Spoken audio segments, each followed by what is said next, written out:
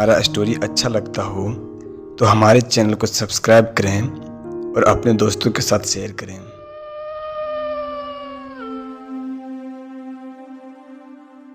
गांव में लोग जल्दी जागते हैं तो जल्दी सो भी जाते हैं। पहाड़ों की तराई में बसा एक गांव भी आम गांवों की तरह था। हालांकि कई गांव भी अब आधुनिक होने लगे हैं। अमावस्या रात की अगली सुबह और ऊपर से ये सर्दियों का मौसम, मानो सूरज को ऐसे ढक रखा हो जैसे कोई चादर लपेट रखा हो। गांव की यह सुबह भी आम सुबह की तरह थी। सूरज की लाली फसल पर पड़ता हुआ दृश्य देखने का मजा किसी जश्न से कम नहीं था, और साथ ही याद रहती है कुछ खौफनाक यादें भी।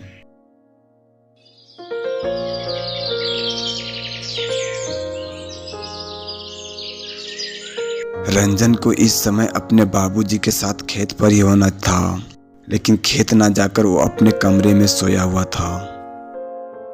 सुबह पूरी तरह से हो चुका था। ऐसा अब तक कभी नहीं हुआ हो कि रंजन अभी तक सोया हो। उसके बाबूजी खेत से वापस लौटा तो देखा अभी तक रंजन सोया हुआ है।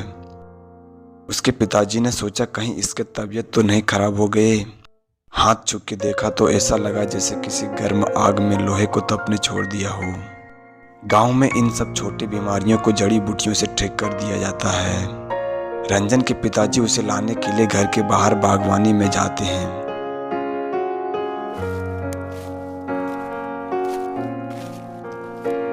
तभी अचानक उसे रंजन के चीखने की आवाज सुनाई देती है। पिताजी।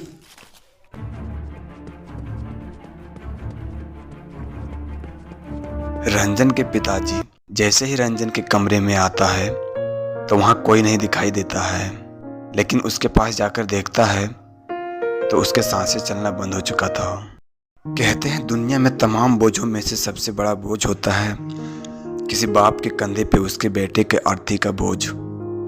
राम नाम सत्य है के नारों से जब रंजन के शरीर को अंतिम विदाई दी जा रही थी तो गांव के सभी लोग के आंख गीली थी और उसका शरीर पंचतत्व में विलीन हो रहा था।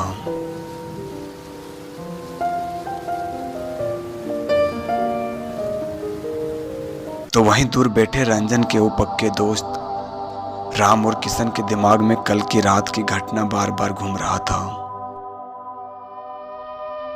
अमावस्या की वो काली रात तीनों दोस्त पार्टी करने के लिए जंगल गया हुआ था। ऐसा कहा जाता है कि गांव के लोग उस जंगल में जाने से डरते हैं।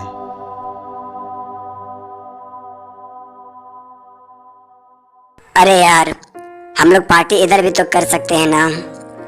गांव के लोग कहते हैं वो जंगल बहुत ही खतरनाक है, वहाँ एक भटकती हुई बुरी आत्मा रहती है। मुझे बहुत डर लग रहा है।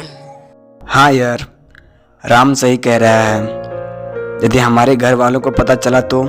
तुम लोग बहुत टेंशन ले रहे हो, कुछ नहीं होगा, चलो।